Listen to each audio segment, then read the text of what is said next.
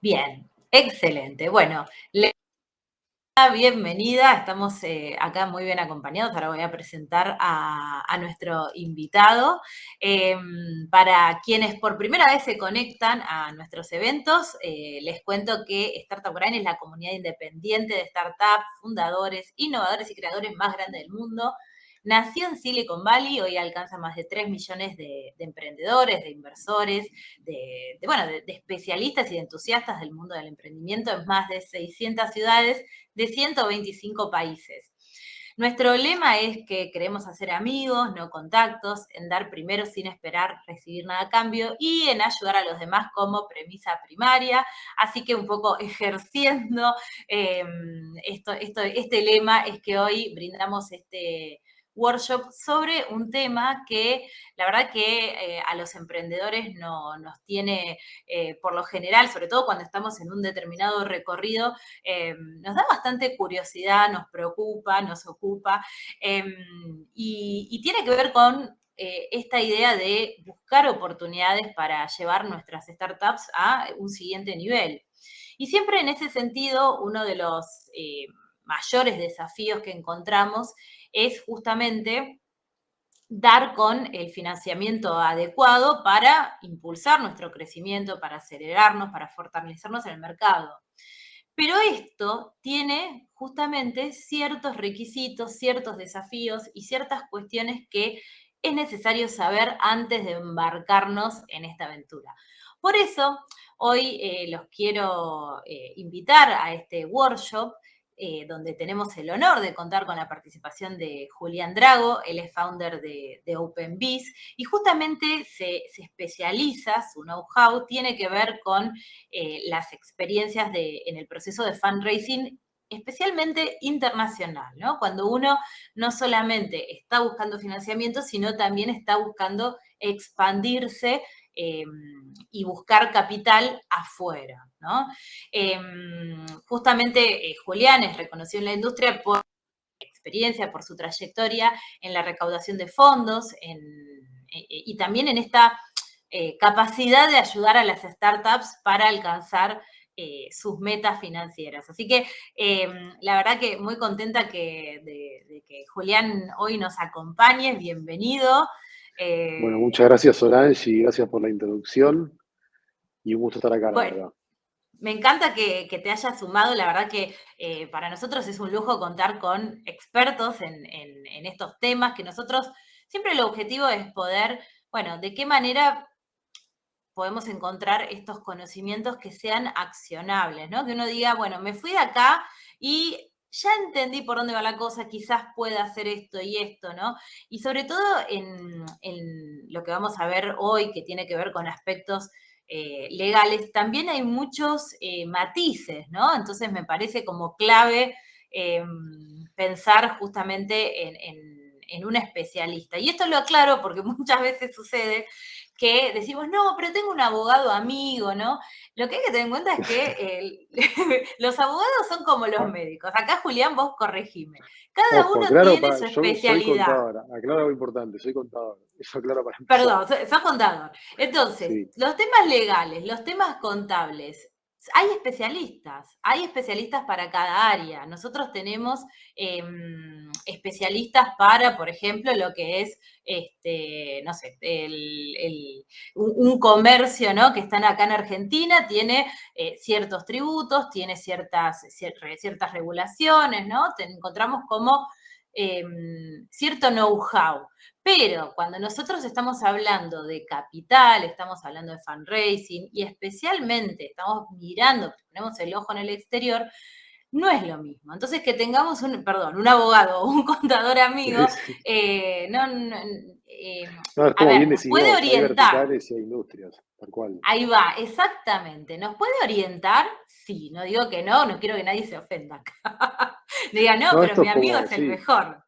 eso coincido de que, como decís vos, hay industrias como en toda profesión, hay distintas competencias, industrias, áreas y cada uno tiene su especialidad, ¿no? O sea, eso puede saber, obviamente puede dar una opinión, pero creo que lo ideal es siempre ir a ver especialistas de cada tema y poder tener una opinión más formada. Un poco la idea de este espacio es poder darle herramientas a la gente que se suma para que pueda ver cómo funciona el proceso de fundraising, básicamente. Bajarlo un poco a tierra y que lo pueda entender todo el mundo. Me encanta porque, de nuevo, esto y sobre todo, y hago esta distinción, ¿no? De nuevo, un especialista en, no sé, en tributación en Argentina, bueno, está perfecto, va por un lado, ¿no? Yo tengo un comercio y está muy bien que me asesore con una persona que está especializada en determinada vertical. Pero cuando hablamos de capital en el exterior, generalmente estamos hablando también de otras sumas, ¿no? Y de otro estadio de la organización. Entonces, muchas veces, y esto, bueno, lo vamos a conversar en mi caso, que bueno, que trabajo mucho en el ecosistema emprendedor, me llegan preguntas o comentarios de, bueno, ¿y a vos qué te parece tal cosa? Y de pronto tal vez están digamos, en un estadio de simplemente el esbozo de la idea, ¿no? Y ya están viajando a, no sé, tengo que ir a las Bahamas o no, pero un segundo. Aprovechan, claro. Bueno, si querés Muchas irte de veces se vacaciones, mezcla podés deseo, ir. claro. Sí. Mezclan Pero trabajo con deseo y bueno, van, tal ahí cual. va, exactamente, exactamente. Que no decimos acá que no lo piensen. Siempre la premisa es comenzar, digamos, en chico, pero pensando en grande, ¿no? Con lo cual, justamente el workshop de hoy tiene que ver con esto, con que vos nos ayudes un poco a pensar en grande, ¿no? Pero pensar en grande de una manera que sea accesible, ¿no? Que no nos encontremos después con algunas sorpresas, porque hay mucho, que era lo que hablábamos antes en la pre, ¿no? Hay mucha fantasía en este tema. Sí, de hecho eso es importante porque si bien pensar en grande, como decís vos, es lo ideal, pero tenés que tener cuidado porque cuando llegás a grande y no hiciste lo que tenías que hacer cuando eras chico, después también es un problema. O sea, es como que se te complica todo mucho más que si empezás bien de entrada, pero no hay que adelantarse ni hay que quemar las etapas. Por eso creo que está bueno darles enfoque de qué hacer o qué pasos tomar, qué herramientas tenés y de esa manera ir viéndolo. O sea, creo que eso está bueno para que todos sepan cuál es el menú de opciones que tienen y después cada uno decidirá, pero sí es importante no pegar ese salto y crecer y de golpe te encontrás con que no tenías armado ese cimiento, esa parte de estructura legal y demás, y que después por ahí es muy caro de resolver. Totalmente, totalmente. Esa es un poco la idea. Y para los que se van a conectar de manera asincrónica, les cuento que esta charla está siendo grabada, va a ser subida al canal de Startup Grind, así que para los que no se han podido conectar hoy, que hoy me estuvieron como preguntando bastante, ¿esta charla se graba? Sí, se graba, así que yo ahora les voy a dejar el canal de Startup Grind donde van a poder encontrarla. Pero bueno, sin más, te invito, si querés, a comenzar con la charla y vamos ahí como intercalando un poco las preguntas para los que sí Dale, están en vivo. Hay un módulo de preguntas y respuestas donde pueden ir dejando sus consultas a Julia. dale, vos, yo arranco con la presentación, cualquier cosa me vas interrumpiendo, vamos haciendo las Dale, preguntas que tengan y excelente. demás, y lo vamos viendo. Como Dale, bien decía Solange, un perfecto. poco hoy es ver cuál es la estrategia para una startup que está buscando levantar capital en Latinoamérica. Un poco la idea acá es mostrar las herramientas que hay, cuáles son los conceptos principales, ver distintos tipos de estructuras que se pueden armar y darle algunos tips para que eso pueda ser lo menos traumático que sea, porque como hablábamos con Solange, si bien hay mucha fantasía en esto, también hay mucho dolor que queremos que no aparezca, entonces de esa manera que esto sea lo más amigable posible. Empezando con eso, la agenda que tenemos hoy es un poco ir viendo las distintas estructuras societarias que tenemos. Dentro de eso está, que habrán escuchado hablar de la LLC y la C Corp en Estados Unidos. También está el muy de moda hoy en día Cayman Sandwich, que es una estructura un poco más sofisticada. Después de eso vamos a entrar en el tema de formas de levantar capital, cuáles son los vehículos, las herramientas, ventajas y desventajas de cada uno. Y después dejé unos conceptos a tener en cuenta que son muy usados en estas etapas, porque estamos en etapas hablando de startups de muy temprana edad, puede ser pre-semilla, semilla o en etapa temprana, y siempre ahí hay un tema que es importante, que es el equipo que tienen esas empresas, y ese equipo muchas veces hay que tenerlo al lado de la empresa como co-founder o lo que fuera para buscar capital, y siempre es necesario ese equipo que tenga distintas opciones de poder darles beneficios a ellos para que estén en la compañía, y hay distintas maneras de hacerlo ante un evento de levantar capital. Dicho eso, vamos a empezar con lo primero, que son las estructuras que les mencionaba recién, que son la LLC y la C Corp. Son las estructuras más famosas dentro de Estados Unidos. Vamos a ver las principales diferencias y también les voy a contar un poco cuál es la que más se usa. Por ejemplo, una startup que recién está iniciando, que está en muy temprana edad, generalmente se le recomienda que empiece por la LLC porque es más flexible, es más fácil de administrar y además se puede convertir en una C Corp eventualmente, con lo cual se suele sugerir eso. Y en cambio, una startup más sofisticada muchas veces tiene que ir por una C Corp por un tema de requisitos de la gente que va a invertir, que en general son fondos que están en Estados Unidos. Dicho eso, me gustaría como ir contándoles un poco cómo funciona cada uno para que vean un poco las diferencias.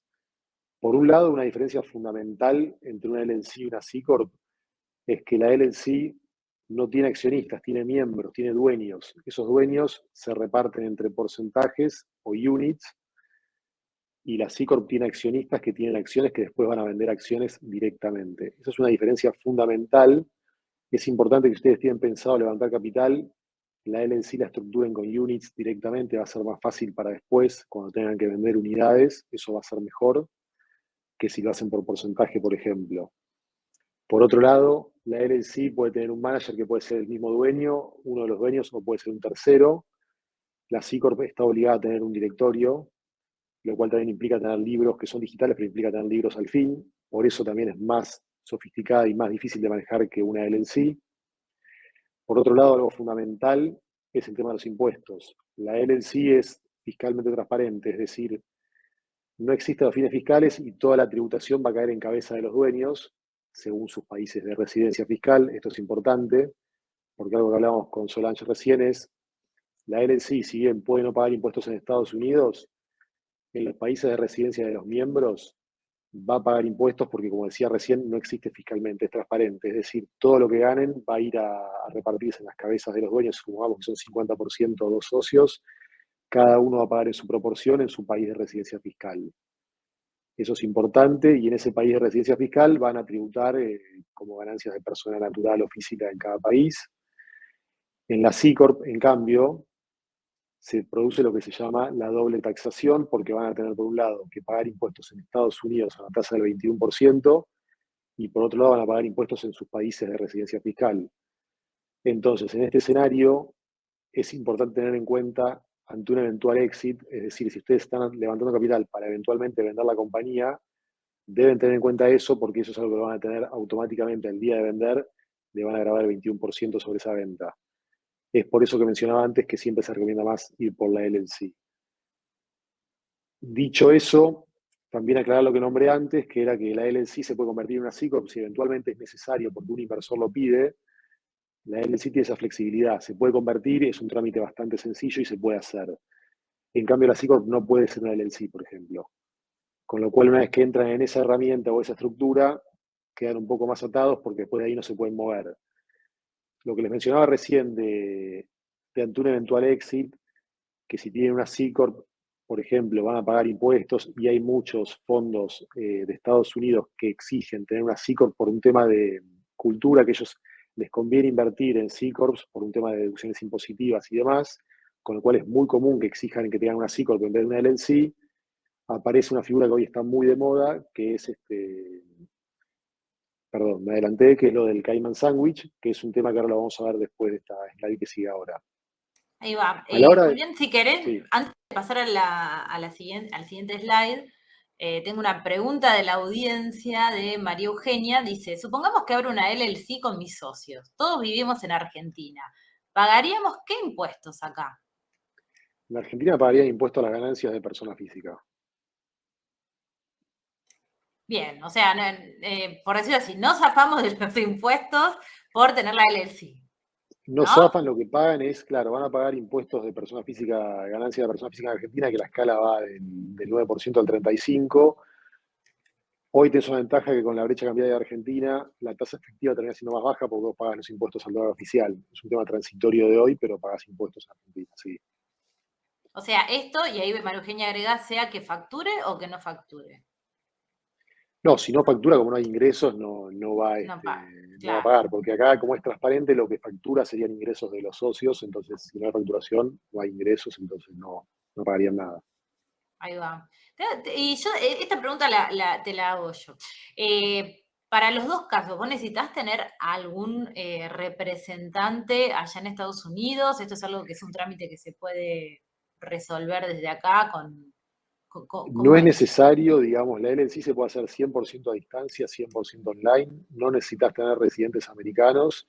De hecho, déjame hacer un asterisco ahí porque es algo que como estoy en la industria lo veo. Cuando sos no residente, en Estados Unidos hacer la LLC lleva un poco más de tiempo, que lleva de 20 a 30 días en total, y es el tiempo normal por ser no residente. Hay algunos competidores no muy leales o que no hacen cosas bien que te quieren vender que la pueden hacer en un día. Cualquier persona que te venda que va a hacer una compañía, una LLC, en menos de una semana salí corriendo porque lo que va a querer hacer es ponerte un socio americano que no te lo va a avisar. Después van a querer hacer ese cambio lleva mucho tiempo, es un cambio muy difícil de hacer, cambiar los dueños, lo que sería la parte responsable se llama. Hacer ese cambio demora como 6 meses, un trámite manual en Estados Unidos, y en todo ese tiempo tenés un riesgo enorme de lo que le pase a esa persona o lo que haga, con lo cual no busquen ahorrarse 20 o 30 días y hagan las cosas bien y háganlas sin ningún socio americano que no conocen o que no quieren poner, ¿no? Que además no se lo van a decir. Así que eso lo aclaro como un tip. Bueno, muy bueno el tip. Y ahí también un caso bueno, que comentaba antes de que entráramos acá, de un emprendedor que estaba con una idea, un proyecto bastante, digamos, él le tenía como mucha fe, pero él ya estaba averiguando para ver qué le convenía, ¿no? Si una LLC, si una C Corp, y porque tenía como la concepción de, no, si yo ya tengo la empresa constituida, esto va a incidir positivamente en el interés de un, ¿no? Sin haber Sí. avanzado en la empresa siquiera. Eh, no sé si ahí querés hacer algún comentario al respecto, es algo que lo vamos a ver después. No, sí te digo, en eso, digamos, no cambia, porque como hablábamos antes en la previa, no va a cambiar mucho a los fines de buscar inversiones. Sí vas a tener que tener una estructura formada en Estados Unidos, eso es obligatorio porque ningún inversor va a invertir en una estructura de país latinoamericano por un tema de seguridad jurídica y van a exigir tener la sociedad en Estados Unidos. Ahora, porque sea así corporal en sí, no es que va a cambiar la preferencia ni tampoco le va a dar más entidad a la empresa. Si la empresa al inversor no le gusta, no va a ser un tema de papeles lo que le incline a invertir, o sea, eso no te va a cambiar nada, la verdad. Lo importante acá es que la empresa sea rentable y tentadora por el inversor, no la estructura que después se va a acomodar y se va a armar. Claro, que aparte, como vos bien decís, esto puede tardar, no sé, 30 días, mientras que un due diligence puede tardar, no sé, meses, ¿no? O sea, el Exacto, proceso, digo, de toda la auditoría que se hace previo a realmente eh, aplicar ese fondeo. Acá Jorgelina sí. pregunta, ¿por qué harías una LLC en vez de hacer una SAS o SRL, SA, etcétera? ¿O debería hacer ambas? Bueno, eso primero, como te decía recién, si uno quiere buscar levantar capital dentro de Estados Unidos, es obligatorio tener una sociedad en Estados Unidos, con lo cual Claro, tenés que tener sí o sí la LLC. Ahora, después lo que sí podés ver es cuál es tu compañía local con la cual operás localmente. Por ejemplo, puede ser una SAS o una SRL que va a estar por debajo de esa LLC o C Corp. Entonces eso lo podés hacer y son entidades independientes y en ese caso la LLC funciona como un holding en Estados Unidos que lo único que hace es recibir las inversiones, donde van a estar los inversores y los accionistas y después estará la compañía local en el país de operación. claro, es decir, que tiene que controlar a la compañía local, esa, Claro, ¿no? exacto, se va a ser la dueña de la compañía local, digamos. Ahí va. Y tenemos a Agustín, dice, ¿cuál es el mejor país para registrar una empresa en cuanto a cargas impositivas? Qué pregunta, Esa Agustín. es una pregunta muy, sí, muy abarcativa y muy relativa porque depende de qué país tenga residencia fiscal él, cuál sea la actividad que va a llevar y en base a eso se puede definir, pero digamos, importa mucho cuál es la actividad que tenés. No es lo mismo una persona que va a hacer e-commerce en Estados Unidos que una persona que tiene una startup de servicios digitales fuera de Estados Unidos, por ejemplo. Son tratamientos distintos, pero además depende mucho también del país de residencia de la persona, ¿no? Por ejemplo, Uruguay es un país que tiene renta territorial, entonces no graba nada de lo que está fuera de Uruguay. Argentina, por el contrario, tiene renta global, entonces graba todo lo que ingrese de sus residentes fiscales en el mundo. Claro, claro. Ahí Agustín dice, claro, depende mucho de la actividad. Te puede abrir o cerrar puertas donde la registres. Sí, y también, no sé, por ejemplo, esto corregímelo, pero a veces también hay ciertas verticales donde ya es casi, no sé, un protocolo, un parámetro de la industria donde la registrás, ¿no? O sea, si vos, por ejemplo, estás en Web3, capaz que te conviene, no sé, Gibraltar. Es como que ya todo el Sí, mundo hace lo mismo, es el como, mismo por ejemplo, camino. lo mismo pasa con el fundraising en Estados Unidos, es Delaware por defecto, por un tema de leyes estatales que tiene Claro. Delaware y que es el más amigable con inversores, es como si vas a la capital, es en Delaware sí o sí, porque es como es el lugar de preferencia de los inversores. Digamos, podés estar en Florida, nunca la vi, puede ser, pero no es lo que se recomienda. O sea, todos van a ir a Delaware porque es lo que es el lugar donde todos se sienten cómodos invirtiendo, por las leyes que tiene, y porque además ahí la LLC, si la haces en Delaware, después la podés convertir si querés o si necesitas en una C Corp, por ejemplo. Ahí va, excelente. Bueno, creo que ya respondimos todas las preguntas, ahora sí podemos Ok. avanzar al siguiente. Pero acá hay un par de las preguntas que estaban que está bueno también, porque acá aparecen. Uno dice, bueno, ¿qué tipo de empresa tengo que elegir? Acá es importante estas tres preguntas, donde es lo que hablamos recién, tener sociedades operativas en tu país de origen, una SRL, una SAS o lo que fuera, una LTD en Brasil, o sea, eso es importante saberlo, porque después vas a ver si esa compañía va arriba o no, la que esté en Estados Unidos. La pregunta número dos es muy importante porque si vos querés levantar de fondos VCs americanos, vas a tener que hacer una C Corp, salvo que veamos lo que viene después, que es lo que te decía del Cayman Sandwich, porque los VC americanos no invierten en LLCs porque no tienen beneficios fiscales, entonces siempre prefieren la C Corp. Y también importante con esta pregunta asociada es, planeo tener un éxito, es decir, planeo vender la compañía en, no sé, 2, 3, 5, 10 años. Entonces, si esas preguntas, por ejemplo, en base a lo que se conteste, es lo que conviene tener. Por ejemplo, yendo al caso de que te decía recién, si vos querés que te invierta un VC americano que te exige tener una C Corp, lo que nosotros solemos hacer o que se suele recomendar es tratar de hablar con el VC para ver si es posible hacer una compañía holding arriba en Caimán, que es algo que hoy se usa mucho, y que esa compañía holding sea la dueña de una intermediaria en Delaware que va a ser una LLC. Como los VCs están acostumbrados a hacer esto y es algo que hoy está muy de moda en el ecosistema, ellos invierten en Caimán sin problema, quedan como dueños en esa compañía que es la holding, y debajo de esa va a estar la LLC en Delaware, que va a ser la que va a recibir los fondos concretamente en un banco de Estados Unidos, y después por debajo va a estar la compañía local en el país donde operen.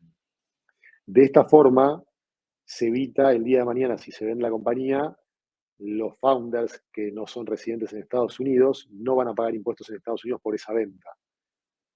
Por ejemplo, si por el contrario hicieran la C Corp como les piden los VCs, siempre por defecto te van a pedir la C Corp y la hacen y no hacen esto, el día de mañana cuando vendan la compañía hay un 21% que van a estar pagando de impuestos en Estados Unidos, más los impuestos que paguen obviamente en sus países de residencia.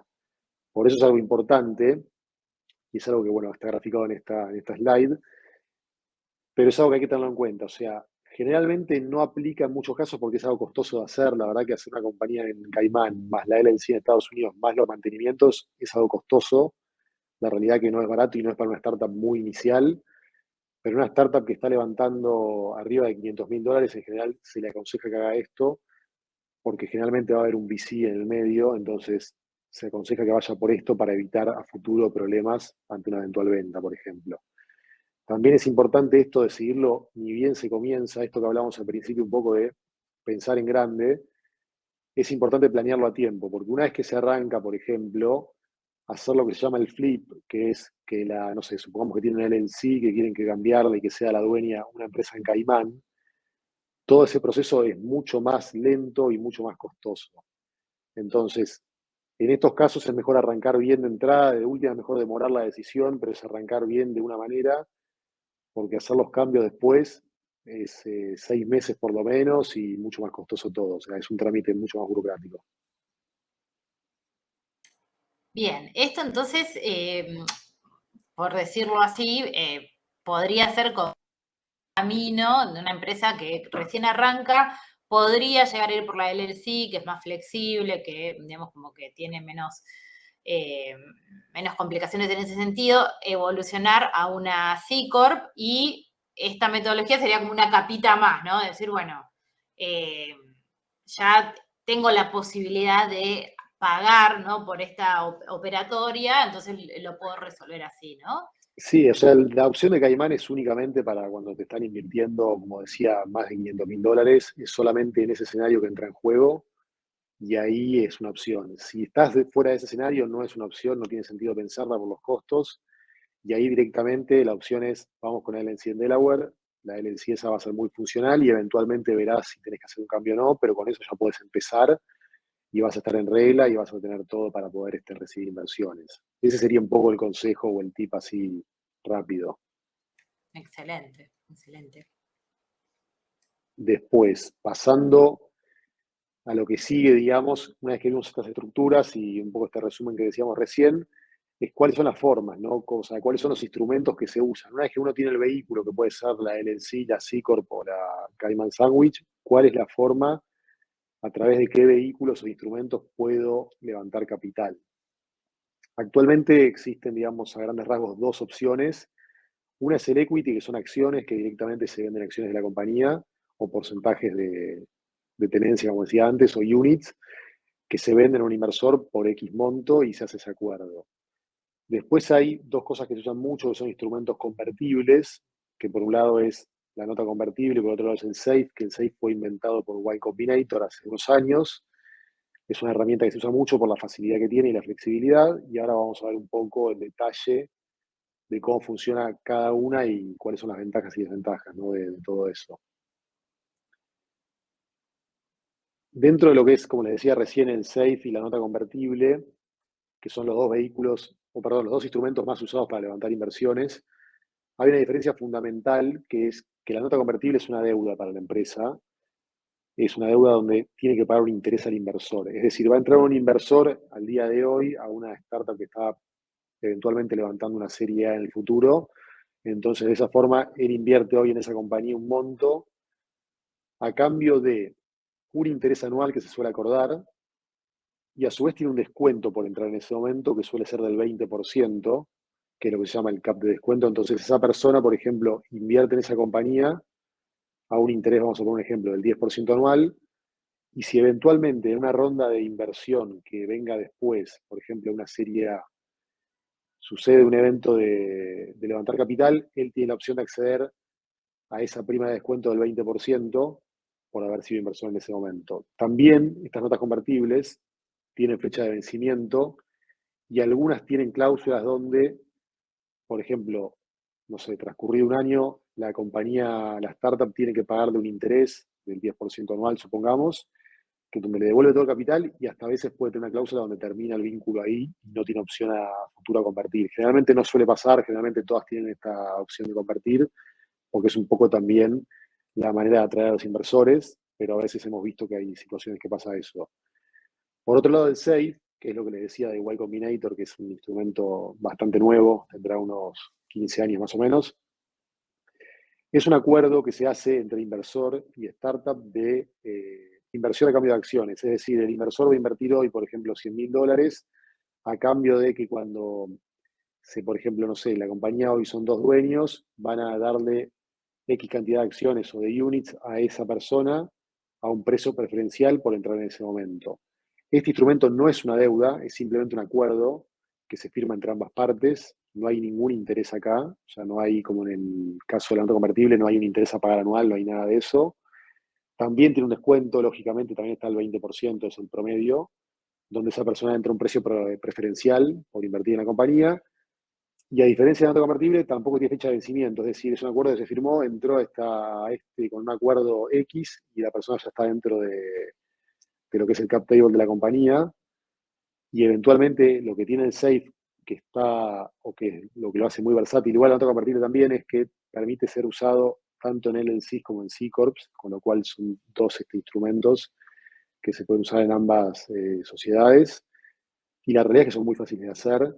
Las notas convertibles, hay muchas veces que eligen hacerlo con escribanos y demás en cada país de origen de los founders. El SAFE generalmente no, generalmente el SAFE tiene una firma que se hace certificar por notarios en Estados Unidos, muchas veces que se hace digital, y con eso ya se puede hacer el acuerdo. La verdad que es muy rápido y es el mecanismo más usado, digamos, en Estados Unidos. Es el más fácil de, si uno quiere levantar y ya tiene una persona que quiere invertir, firma esto y ya puede tener la plata en el banco al otro día. La verdad que es muy rápido.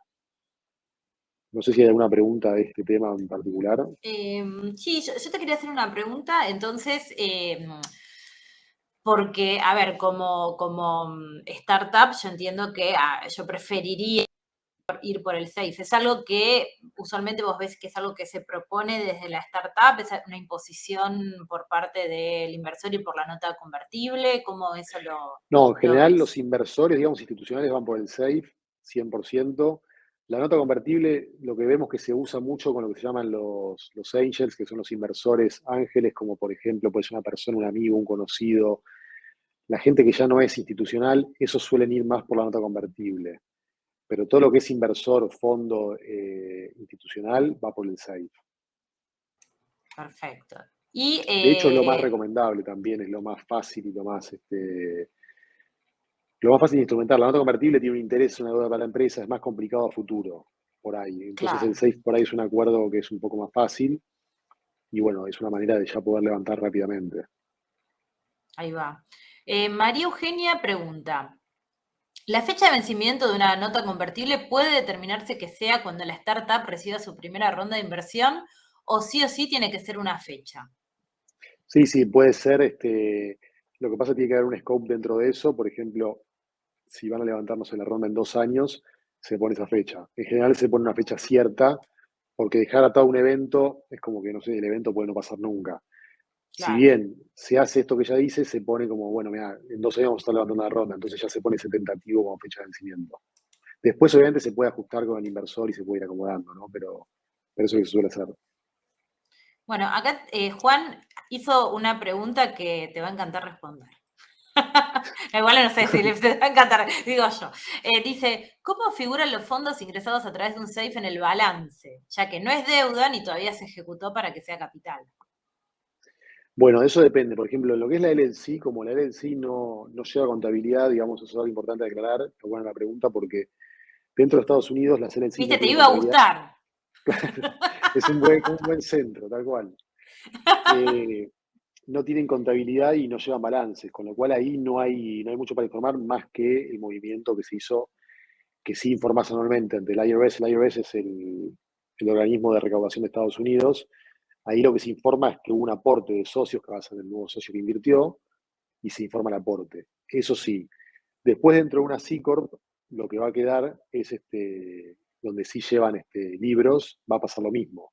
En esos libros hay que asentar la inversión, quién es el accionista nuevo, y de esa forma lo pueden dejar asentado. Pero es importante, y está buena la pregunta, aclarar de que las CDCs no tienen contabilidad, que es algo que me olvidé de mencionar antes, con lo cual ese no sería un dolor de cabeza para tener, que suele ser algo, un dolor importante de los founders, es algo que en Estados Unidos no aplicaría, sí aplica en Latinoamérica, pero esto no quita que vale todo, ¿no? O sea, hay que tener control de qué es lo que pasa en la compañía y llevarlo organizado, porque como decía, se informa anualmente todos los movimientos de la compañía en Estados Unidos. Eso es obligatorio. Pagues o no impuestos en Estados Unidos, tenés que presentar anualmente un formulario que lo que describe básicamente son los movimientos de la compañía con sus dueños y está todo detallado ahí. Claro, ahí justo María Eugenia decía, ¿cómo que es eso que las LLC no llevan contabilidad? Claro, tiene que ver con esto. O sea, sí Claro. llevan, lo que Sí, pasa sí, es llevan que, internamente, no es obligatorio como por ejemplo en exacto, Argentina, que estás obligado a tener contabilidad, libros, presentar balance. En Estados Unidos no presentan balance, tampoco están obligados a llevar libros, las LLCs. Las llevan internamente por un tema de control, pero no están obligados por el Estado. Ahora sí presentan todos los años la declaración, digamos, anual de impuestos. Y en esos formularios es importante que se detalle información que suele salir de ahí, que es esta que te decía, aportes, retiros, ingresos y gastos de la compañía. Por eso hay que tenerlo ordenado. Pero es una diferencia ahí va. sutil que es importante aclararla porque mucha gente cree que hay un balance, que certificaría más y no es el caso. No es el caso. Ahí va. Bueno, tengo más preguntas, ¿eh? Agustín dice, ¿cuál sería el porcentaje lógico levantado con nota convertible? ¿Porcentaje lógico a qué se refiere? ¿A cuánto puede ceder con nota convertible? Sí, entiendo que debe Y mirá, referirse a eso. generalmente sí, están por debajo del 7%, te diría, como un número así, por tirar algo. No Ah, hay un estándar, pero generalmente el safe se hace de un 7-10% para arriba. Debajo de eso se hace nota convertible. Nota convertible se usa mucho para inversores ángeles, que son estas personas físicas que invierten, y ahí son acuerdos, digamos, donde son por debajo de ese monto en general. bueno, ahí justo Gabriel había hecho una pregunta que ya quedó respondida. Los papeles que llevan las LLC están obligados a presentarlos en algún organismo, lo que vos habías comentado antes. Hago un paréntesis sobre eso, que Sí. es importante presentar. No se olviden porque las multas son altísimas. No presentar cualquier Ah, cosa ante el IRS tiene multas muy altas. Muchas veces hay gente que les vende la LLC y le vende todo como algo divino, que está muy bueno, pero tenés obligaciones después atrás. Y esas obligaciones, si no las cumplís, las multas son muy caras. Y en Estados Unidos no es como otros países donde por ahí se puede después. O sea, son multas que están y hay que pagarlas, con lo cual es importante cumplir con eso siempre a tiempo. bueno, esa aclaración, porque, Sí, bueno, para eso, por bueno, eso cuando uno arma esto, también es bueno lo que hablábamos antes, ¿no? Que haya un asesoramiento de alguien que tenga conocimiento del tema, ¿no? Mariano dice, ¿la LLC es parecida a una sociedad de hecho argentina? en realidad no se parece en nada a lo que hay en sociedades en Argentina.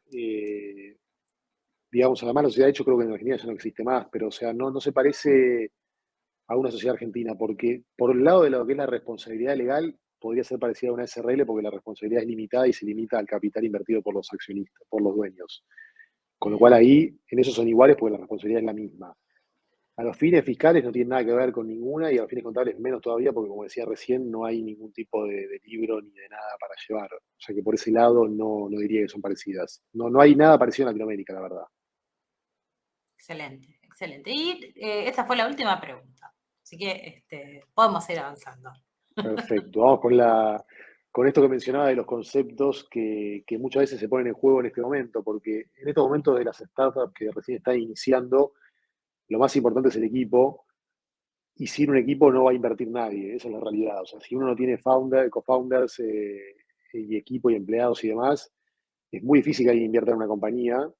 Entonces acá llega el momento donde se ponen en juego estas palabras que por ahí muchas veces se escucharon y que son importantes para poder dar incentivo a los empleados y al equipo de la empresa.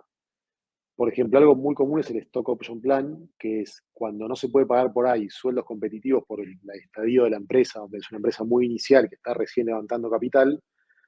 Muchas veces el equipo que se va formando tiene distintas habilidades. Algunos tienen habilidades en management, otros en ventas, otros en operaciones, y por ahí ellos en el mercado pueden tener sueldos mucho más altos, pero ante la oportunidad de estar en una empresa que la cual pueden formar parte, se suele armar este plan donde se le dan acciones dentro de la compañía a los empleados más importantes. De esta manera genera fidelidad del equipo y es una manera de poder tener a todos incentivados para que estén dentro de la compañía y poder suplir un poco este sueldo que por ahí no es el de mercado.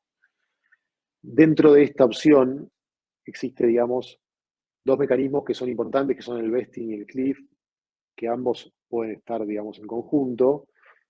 El vesting es justamente para no darle acciones hoy y que mañana el empleado se vaya y renuncie y ya tiene acciones, entonces hiciste el peor deal de tu vida. Lo importante es que ese vesting sea a través del tiempo. Por ejemplo, vos le decís, mira, yo te voy a dar el 5% de la compañía en los próximos 4 años. De esa manera comprometés a la persona para que esté trabajando esos 4 años en la empresa. Eso es lo que se llama vesting. Entonces van adquiriendo progresivamente en tiempo, en el periodo que decidan, las acciones. Y el cliff es la cláusula que hace que tengan que cumplirse algunos hitos. Generalmente es por tiempo y depende del rol de la persona, a veces puede ser por ventas o por métricas o por revenue, y es como lo que hace que vaya habilitando. Por ejemplo, una persona puede decir, mira, te da el 5% dentro de los próximos, no sé, 5 años, 1% por año, y para que ese 1% se vaya desbloqueando, bueno, puede ser por tiempo. Cada año se te desbloquea 1%. Esa es una opción. Otra opción puede ser, te doy el 5% en los próximos 2 años. Si el primer año llegamos a ventas por 100, y si el segundo año llegamos a ventas por 500, se te desbloquea el resto, por ejemplo. De esa forma, se alinean los incentivos y el equipo puede estar alineado con la misma estrategia de horizonte y no tenés conflictos de interés, porque si esto no existiera, le das el 5% hoy y como te decía, la semana que viene no está más y tenés un problema donde ya tenés el equity de la empresa o el cap table totalmente ensuciado porque está lleno de accionistas y ya ni siquiera son parte de la empresa. Con esto se puede ordenar todo y se puede alinear un poco el incentivo. Esto que, perdón, qué importante lo que decís, ¿no? Porque a veces uno al principio, sobre todo cuando recibís inversión de los Friends, Fools and Family, ¿no? Con las 3F, ahí tenés de todo. Sí. Y muchas veces también están los colaboradores, ¿no? Entonces, no sé, me acuerdo del caso de una empresa que tenía un colaborador que tenía un conocimiento muy específico, era, digamos, como decirte, no sé, un biotecnólogo, suponete, ¿no? Que era como muy core para la organización, entonces, claro, se le había dado un porcentaje de equity de la empresa porque no se le podía pagar el salario que realmente esa persona debía percibir, ¿no? Por su Claro. expertise, por su experiencia, por sus conocimientos. Y el problema surge en esto que justamente vos decías, que él se va de la empresa, después la empresa quiere ser vendida y él como no se fue de una manera como muy amable, después no quería vender, digamos, que la empresa se vendiera, pero era más que nada por una cuestión ¿viste? De trabar esa operación, ¿no? Entonces, qué Claro. importante esto que estás mencionando, ¿no? De cómo nosotros podemos, por un lado, suplir nuestra falta de presupuesto al principio con ciertas digamos, ciertos instrumentos que no nos impacten a futuro, ¿no? Sí, esto, como bien decís, es muy importante porque es donde vemos que hay más conflicto y donde muchas veces por no saber que existe esto, empiezan a repartir equity, que es cierto que una idea, mientras no haya levantado o no esté funcionando, las ideas no valen nada y ahí no hay Claro, problema, pero cuando una empresa empieza a tomar forma y empieza a tener facturación, proyección y demás, muchas veces vimos que han repartido equity así sin ningún tipo de discriminación de nada y después tienen un problema grave, o sea, es como que después el día de mañana en esa empresa ya no puedes vender, no puedes hacer nada, porque además ningún inversor se va a meter tampoco. Cuando vea que hay muchos accionistas, nadie va a querer entrar porque sabe los conflictos de interés que hay a futuro. Entonces, totalmente. es importante esto organizarlo de entrada, que volviendo un poco al principio, pensar en grande, pero cuando estás chico esto es importante tenerlo bien acomodado porque puede ser un dolor enorme a futuro. Acá Luis Mario hace una pregunta interesante. Dice, ¿los servicios legales que dicen abrir una LLC desde Latinoamérica son seguros y confiables? ¿Podrían recomendar algunos? Bueno, en principio voy a recomendar a Julián, ¿no? Claro. Voy a dejar, de hecho, acá en el chat, pero sí, amplianos un poco. Sí, eso, bueno, como bien dice Solange, son seguros. Nosotros OpenBeast brinda ese servicio especialmente enfocado en Latinoamérica. Si bien tenemos clientes de todo el mundo, Latinoamérica es nuestro principal mercado y hacemos la apertura de las LLC de manera 100% remota, como mencionaba antes, y 100% online. No tenés que moverte, simplemente vamos a pedir documentos y con eso nosotros podemos iniciar. La realidad es que es seguro y hemos abierto más de 500 compañías, con lo cual tenemos experiencia en el tema y tenemos un equipo atrás que te puede asesorar. También mencioné, no sé si Luis se me sumó ahora, pero sumé algo importante que les decía que tengan en cuenta dentro de, no importa cuál sea el proveedor que elijan, tengan mucho en cuenta los tiempos que les quieren vender de formación. Los tiempos son de 20, 30 días en general. Nunca compren algo que les diga que es antes porque tiene mucho riesgo legal. O sea, nunca un extranjero sin un socio americano puede tener la sociedad antes de una semana. Eso es importante. Después elijan el que ustedes quieran y la verdad que hay muchas opciones. No, excelente, excelente, porque bueno, también es un punto que a veces uno da con servicios donde te dicen, bueno, y en el paquete te ofrezco, y parece una cosa que es rarísima, ¿no? Esto yo no lo había visto hasta ahora, que aparecieron como un montón de servicios así que te ofrecen nada, la apertura, incluso junto con otros servicios que tampoco tienen nada que ver. No sé, capaz que te ofrecen la visa de Estados Unidos junto a abrir, ¿viste? Es una No, lo cosa. que tiene, digamos, nosotros estamos en la industria y nosotros ofrecemos, por ejemplo, la apertura de la sociedad con una cuenta bancaria en Estados Unidos y todo lo que necesitas para poder empezar a operar, incluso también el mantenimiento anual del compliance, los impuestos y demás. Nosotros lo que buscamos es hacer una solución para los emprendedores y startups que quieren hacer negocios en Estados Unidos. Ese es un poco el core de OpenBiz. Lo que vemos, y por eso tratamos de decírselo a la gente que después no importa que compre con nosotros o no, pero sí que tengan en cuenta el tema de los tiempos. Hay mucho competidor que para vender quiere vender tiempos récord de un día, de 2 días, y eso es muy peligroso y hay que evitarlo porque nada, tiene implicancias legales que pueden ser gravísimas, sobre todo en una startup que va a levantar capital, con lo cual nada, eviten eso y después elijan el proveedor que más les guste.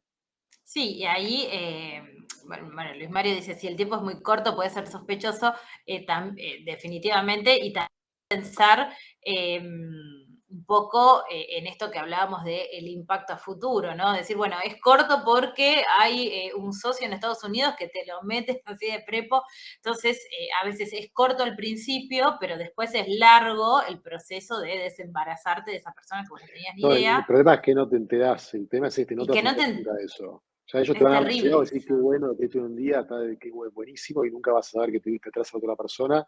Dudo que te hagan el trámite realmente que lo cambien, con lo cual encima tenés un accionista ahí metido que no sabe ni quién es y todo lo que eso implica, ¿no? Entonces, nada, eso siempre No, yo, me gusta decirlo esto en todas las charlas que tengo porque lo vemos muy seguido y la verdad que no está bueno, con lo cual nada, algo que me gusta aclararlo.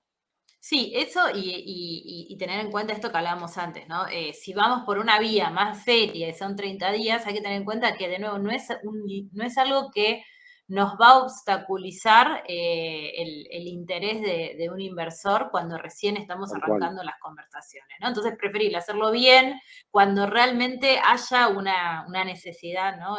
Concreta. tal Ahí cual. María Eugenia dice, ¿los costos aproximados en qué números oscilan, teniendo en cuenta honorarios y la apertura de la sociedad? Mira, nosotros tenemos un pack starter que es para crear la compañía, o sea, la LLC, con una cuenta de banco en Estados Unidos y con todas las cuestiones que necesitas para poder operar de $500. Y después tenés los planes de mantenimiento desde $120 por mes, que lo que hacen es cubrir todas las obligaciones legales en Estados Unidos. En Estados Unidos tenés tres cosas fundamentales que tener con una LLC, que son el domicilio en Estados Unidos, la renovación anual de la compañía y la declaración anual de impuestos. Esas son las tres cosas básicas que tenés que tener para que la compañía esté legal en Estados Unidos y esos son los precios, digamos, de los paquetes que tenemos hoy. Excelente. Ahí Agustín hace una pregunta muy, muy interesante. Dice, cuando una startup es chica y es difícil de saber cuánto vale porque todavía no tiene ni rentabilidad ni ventas, ¿cómo saber qué porcentaje dar a un inversor? Es muy relativo, ¿no? Eh, Sí, ahí depende un poco el monto que vaya a invertir el inversor, o sea, es bastante relativo, claro. pero ahí hay que tratar de buscar alguna comparación con la industria. Generalmente también hay que ver qué necesita la startup para desarrollarse, porque por ejemplo, si tiene que desarrollar un producto muy caro o muy costoso y demás, ahí puede ser que el porcentaje sea mayor, pero hay muchas veces que no, entonces hay que ver, pero es muy relativo a cuál es la industria, cuántos founders tiene y cuánto va a invertir el inversor, ¿no? O sea, hay varias cosas a tener en cuenta. Y también esto que hablábamos al principio, ¿no? De que muchas veces a nivel startup hay como muchos, digamos, la empresa por ahí no tiene hoy rentabilidad ni ventas, pero tiene otro tipo de activos, ¿no? Que forman parte de la empresa que pueden ser interesantes, ¿no? Entonces también lo que se pide, lo que vale, ¿no? Es todo, digamos, depende mucho Exacto. de qué tipo de empresa. No sé, una empresa de deep tech, por ejemplo, es esto que vos mencionás, requiere una gran inversión, capaz que rentabilidad inmediata no va a tener, porque hasta que logre desarrollar esa tecnología, una patente tal vez. Entonces, a veces, ¿no? Eso varía mucho, exacto. Si, por ejemplo, tienen Claro, patentes y eso ya tiene un valor y exacto, es muy variable, la verdad. totalmente. Y sobre todo, o no sé, están frente a un negocio extraordinario y no tiene rentabilidad. Me pasó hace poco con una empresa que, bueno, que eh, hicieron voy a decir, como una movida tecnológica que permitía destrabar millones de dólares de un tesoro, ¿no? por decirlo, lo voy a resumir así. Entonces, Sí, claro, obviamente era súper interesante y no hacía falta ni que tuviera, pero bueno, justamente ahí hay que tener cuidado qué es lo que uno cede, ¿no? Qué porcentaje está cediendo, porque también otra cosa que no es para esta charla, pero sí es interesante, es tener en cuenta que lo que uno va cediendo, ¿no? Cuánto uno se va licuando, también hace que en las siguientes etapas sea exactamente. más o menos interesante para un inversor, ¿no? Porque también hay que tener en cuenta eso, si uno se va diluyendo demasiado, después el horizonte es muy difícil, porque cada inversor va a querer siempre tomar una tajada mayor, entonces no se puede tampoco diluir de entrada demasiado. Lo importante que veamos como línea general, si podríamos decir algo, es al principio, en la etapa muy temprana, no perder el control, obviamente, nunca perder el control, y después hay que ir viendo, porque el tema es que a medida que vas cediendo y van pasando las etapas de financiamiento, cada vez vas a tener menos, lógicamente, entonces eso hay que preverlo desde la primera levantada, la primera ronda, ya tenerlo en cuenta. No hay, como decíamos recién, no hay un porcentaje, la verdad, porque depende de muchas variables, pero sí tener en cuenta de no perder el control. Totalmente, totalmente. Eso es clave y en ese sentido también entender que cuando a nosotros nos dan capital no es dinero gratis, es un negocio que esa persona está viendo y bueno, nosotros también tenemos que poner nuestras condiciones en ese sentido, ¿no? Ver hasta dónde estamos dispuestos a ceder también. eh, Exacto. y entender que en ese sentido también va a haber decisiones que ya las vamos a tener que, ¿no? Conciliar, ¿no? Incluso decisiones en cuanto hacia dónde va nuestro negocio, ¿no? Que pueden estar Sí, porque muy, una vez que ya está el inversor en la mesa, ya ahí cambia el va. esquema, digamos, hay intereses, ya no vas a tener, podés tener el control, pero ya no va a ser lo mismo que vos y tu co-founder, digamos, ya tenés que empezar a sumar otras voces y votos, con lo cual también hay que tenerlo en cuenta. Tiene todos los pros y contras como todo en la vida, pero es algo importante para saberlo de entrada, porque muchas veces hay gente que, de lo que hablamos en la previa, la fantasía de levantar y demás está buenísimo, pero ojo que también tiene sus obligaciones, ¿no? No es que levantás y listo y ya está. O sea, hay cosas después para tener en cuenta. Sí, totalmente. O sea, no es no es dinero gratis, no es algo que nosotros, nada, eh, lo recibimos y ya está, ¿no? Y nos damos vuelta, sino que Claro. tenemos que rendir cuentas después de eso, tenemos que cumplir los objetivos que nos habíamos comprometido con estos inversores, ¿no? Expectativas de proyecciones de, por ejemplo, de ventas o de apertura de mercados. Entonces, nada, me parece como también en ese sentido, cuando nosotros pensamos en levantar capital, nada, pensar en estas proyecciones, ¿no? Hacia dónde nosotros también nos quisiéramos expandir, ¿no? En qué mercados queremos estar. Eh, Esto me parece muy interesante lo que vos decías de, no importa que empecemos en chico, sino ya empezar a tener un ojo en el futuro, ¿no? Decir, bueno, empezamos en chico, pero hay un camino que nos va a facilitar, ¿no? Y nos va a traer menos dolores de cabeza, por decirlo así, ¿no? Sí, exacto. Es un poco eso de tomar los recaudos necesarios para ir creciendo, siempre pensar en el horizonte, tampoco hay que adelantarse, como vos decías bien el ejemplo de este amigo tuyo que te decía, che, me hace una psico porque así levanto. No, no es que una cosa lleva a la otra, la verdad. O sea, tenés que tener la compañía una vez que tengas sí, que el inversor quiere invertir, pero no armes cosas porque creas que eso te va a dar inversión. O sea, es un paso a la vez, tener en cuenta el camino y hacerlo cuando estás iniciando, porque una vez que crece, después, como te decía antes, es todo mucho más caro de hacer, lleva mucho más tiempo y además vas a tener mucho más intereses en juego que va a ser más difícil poder estructurar, ¿no? Si en cambio, cuando vos arrancás con las reglas claras, ya podés tener armada la compañía y después podés ir eventualmente buscando inversión y demás. Totalmente, totalmente. Y en tu experiencia, hoy por hoy, vos habías, bueno, mencionado obviamente el caimán sándwich, pero ¿qué mercados estás encontrando que sobre todo desde Latinoamérica se está mirando con más interés? ¿Cuál es el movimiento que vos estás viendo después del año Hoy, pasado que fue una locura? sí, eso es cierto, digamos, hoy te diría que donde veo más movimiento, nosotros vemos más movimiento, es en Colombia y México. Hay mucho Bien, movimiento, la verdad. Brasil es un mercado también inmenso, Brasil ya, digamos, igual al resto de Hispanoamérica, con lo cual también es un mercado muy fuerte. Y Argentina lo vemos un poco más atrás que el resto, como que bajó un poco la demanda, pero son, digamos, también mercados grandes. Esos serían los principales, te diría. Excelente, excelente.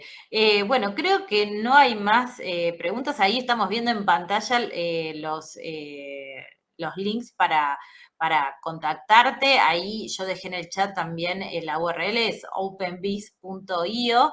Estamos acá con Julián Drago, que también lo pueden seguir por ahí. Jorgelina pregunta, ¿en qué tipo de actividades se invierte más? Uy, qué pregunta. Esa es muy fino, esa ya te podría decir, no tengo una estadística interna, pero sí te diría que en tecnología, si no tiene base tecnológica, difícilmente inviertan, pero hoy es todo lo que es base tecnológica. Pero no Sí. tenemos, la verdad que no hicimos, si bien sabemos las actividades que tienen los clientes y demás, no tenemos un reporte hecho de industria. Sí, lo que te agrego a eso es que en muchos casos, y esto no sé, Jorgelina, si te sirve como dato, lo que al menos yo estoy viendo ahora es que base tecnológica, especialmente digital por el tema de la escala, no tanto hardware, porque eso implica por ahí algún otro tipo de dificultades al momento de abrir nuevos mercados. Entonces, pero no significa que si vos tenés una empresa que tiene hardware, no vaya a ser invertido, sino que simplemente, bueno, los inversores están buscando escala más segura, ¿no? Como que no presente ningún tipo de riesgo. Claro. Acá Iber pregunta, ¿me aconsejas una aceleradora parecido a ITBAF? No conozco ITBAF, la verdad, cómo es el nombre, no lo conozco esa. Pero aceleradoras en no. Latinoamérica hay muchas, la verdad que es un ecosistema enorme. En ese sentido, lo que les recomiendo es intentar ir a aceleradoras por vertical, es decir, la industria, busquen una aceleradora que tenga interés en la vertical que ustedes tienen, o sea, en la industria que ustedes tienen. Eso es lo que le podría dar como tip, digamos. Eso está buenísimo y para cuando uno dice, bueno, pero ¿cómo sé cuáles son?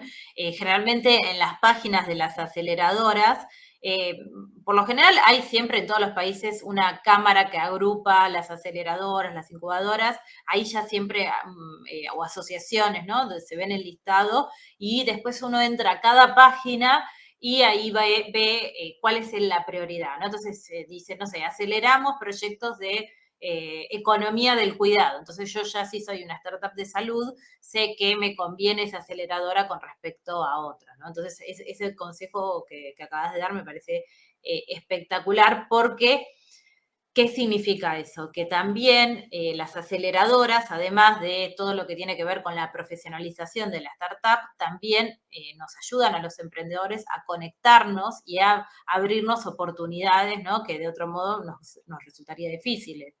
Entonces, mejor si tiene más contacto en el área que nosotros Sí, nos desempeñamos. María Eugenia totalmente. dice, ¿trabajan con proyectos orientados a criptomonedas? Tenemos dentro de nuestros clientes algunos que tienen de la industria cripto, hay varios. Ahora están un poco en caída porque fue un auge el año pasado y ahora hay menos, pero sí, están dentro de la Del base. scope.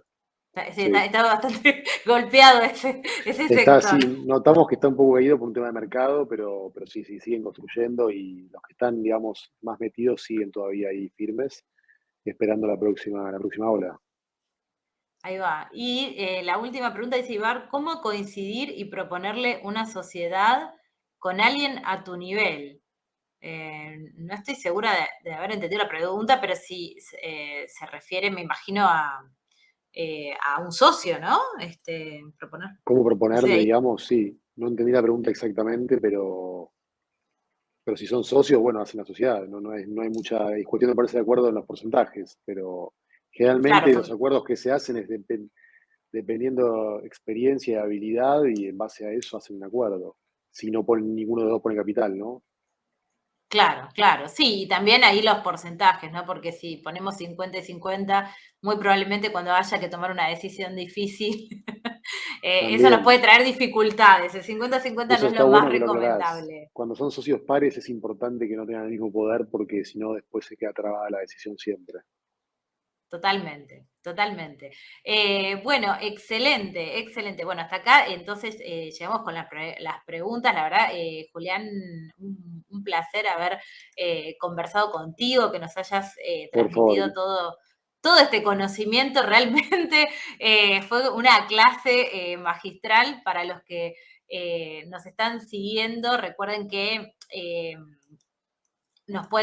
esta charla va a estar grabada, se va a subir dentro del canal de Startup Grind, nos pueden seguir en las redes sociales de Startup Grind BA, Startup Grind Buenos Aires, y aprovecho para anunciar que el próximo mes ya tenemos un evento que tiene que ver con el poder de las comunidades, cómo lograr fidelizar y vender más a través de las comunidades en las startups, así que nos va acompañar Juan Diego Castaño desde Colombia, que es un experto en comunidades, también para poder ahí aprender un poco más de esta nueva modalidad que se ha puesto bastante de moda, de no solamente pensar en audiencias, sino en comunidades, así que ahí les dejo también el link del evento. Recuerden seguir a Julián, Julián Drago, en LinkedIn te podemos seguir, ¿no? sí, LinkedIn es la red más activa que tengo, sí, exacto. Excelente. En LinkedIn y en openbiz.io para poder hacer todas sus consultas con respecto a levantamiento de capital, cómo profesionalizar y ¿no? Poner más potable, vamos a decirlo así, más encaminada Más la amigable, sociedad, más amigable, ahí va, me sí, gusta esa es la la palabra, palabra, más más amigable amigable. para, para inversores, la empresa, y tener en cuenta esto, ¿no? De que a veces hay tiempos, hay procesos, hay pasos que siguiendo este guión vamos a poder ir por buen camino, ¿no? Sí, sí, el placer fue mío, la verdad que un gusto haber estado en esta charla y para lo que necesiten estamos para ayudarlos. Nos pueden contactar por las redes y cualquier duda que tengan, encantados de ayudarlos.